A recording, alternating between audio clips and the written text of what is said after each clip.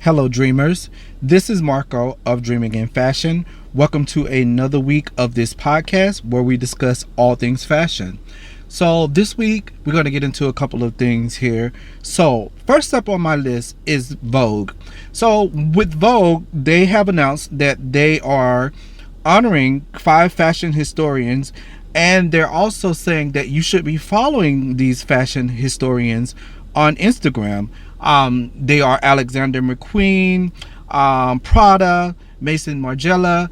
Basically, they are on saying that with these Instagram accounts, basically, I know one in particular that I follow, like McQueen Vault.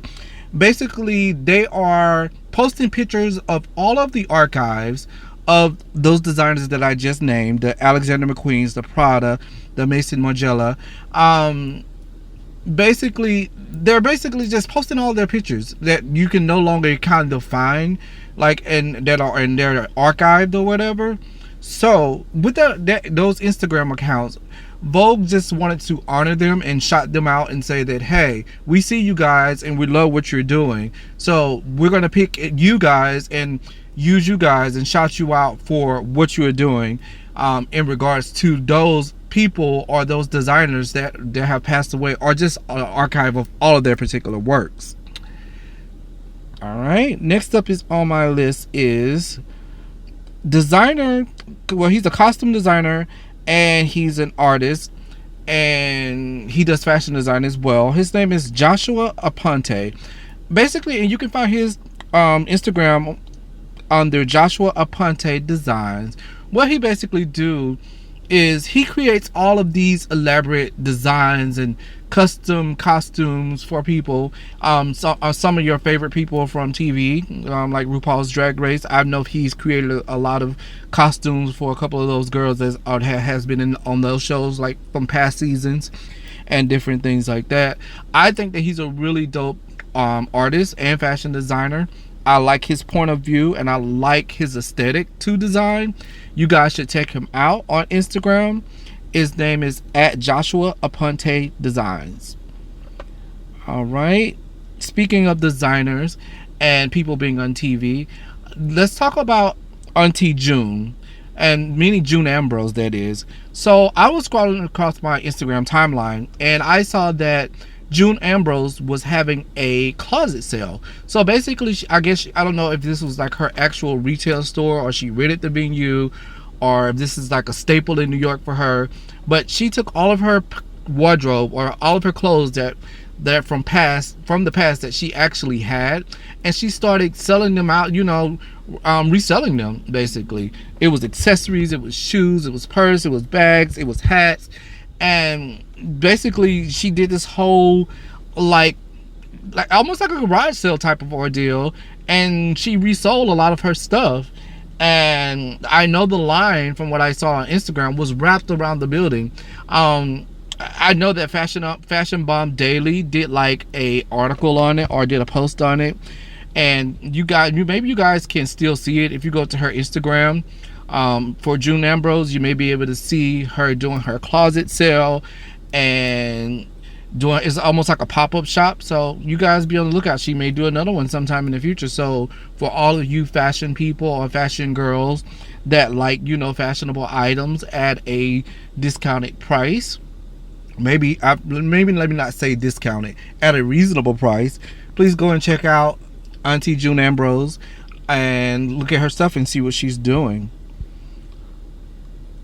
Speaking of designers, again, next up on my list is, it's kind of sad. We're losing all of our fashion creatives or fashion designers in today's world. The person I'm going to talk about next is Isabel Toledo. So Isabel Toledo passed away at 59 from breast cancer, according to the NY Times. So basically, her work was described as romantic mathematics. She's worked with Anne Klein and Lane Bryant. She designed Michelle Obama's inaugural outfit in 2009. It's just kind of sad to me that, that so many designers are passing away at, some of them are passing away at a young age, and some of them are passing away at their actual time. That I can't say at their actual time, but when they're older. I do think that there's a way for, or there needs to be room for new designers to come in. And I'm not saying that Isabel in particular should have passed away so that someone new could come in. I'm definitely not saying that. But what I'm just saying is this time for newer designers to come in and do newer things. It is very disheartening that, Isabel had to pass away. She was still young. I didn't know a lot about her, but some of my friends told me that they remembered her work and what she did and different things like that. But I do remember the Michelle Obama inaugural outfit. I do remember that. All right. Speaking of younger designers, so the VMAs just happened recently this week. So they are giving out an award now, which is called the Fashion Trailblazer Award. So the first person to ever receive that particular award, the first designer to ever receive that award, was Marc Jacobs. I don't know the ins and outs of how you received that award just yet. I will be doing more research on that. But yeah, he was the first person to receive that particular Fashion Trailblazer Award on the VMAs. So, you guys, for any future designers out there, maybe that could be something that you could look forward to, in the future. All right. Next up on my list, we're going to talk about Pose and their finale. And basically on Pose, there was a particular scene where Angel was at a photo shoot, and there was a hairstylist or somebody on the scene and say, "Oh, don't I know you from the ballroom scene?" And then she was basically like, "Yeah." And then he was just like, "Honey, you used to slay the kids." And basically, he gave her props up front, different things like that.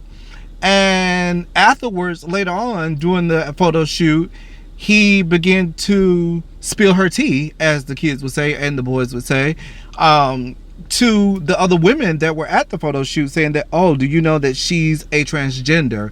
Blah, blah, blah. And just letting people know, that who she really, really was, which I thought was tacky, to say the least.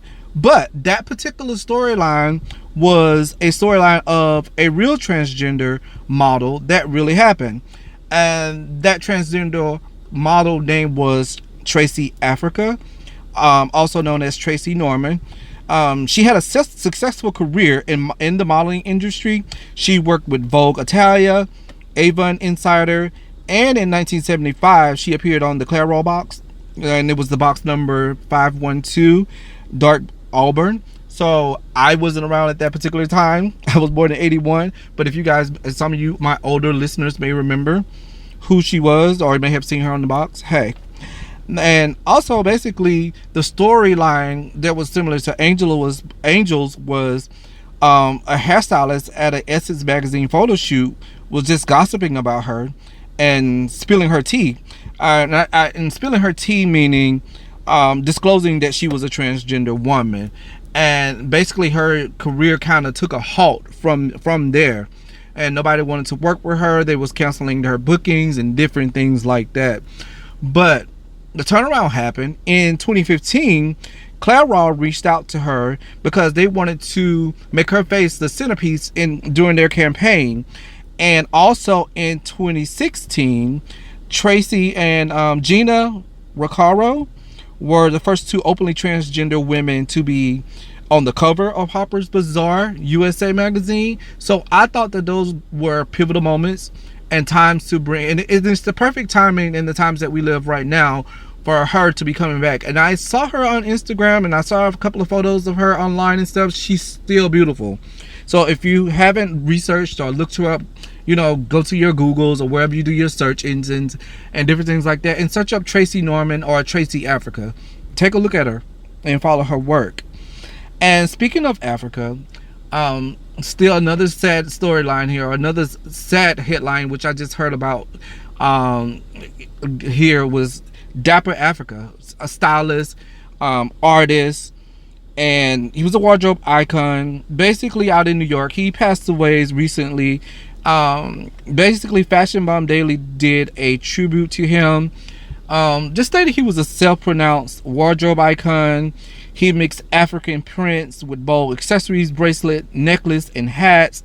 And also he contributed to several different editorials, Fashion Bomb Daily, and he was a stylist. And he also was a musical artist as well, which I saw a performance of him singing. Really done really well.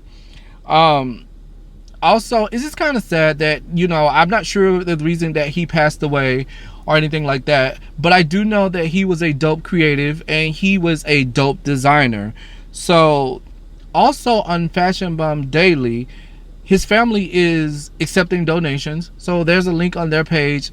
So if you guys would like to contribute to him and his family for his transition, please reach out to them and do so if you will.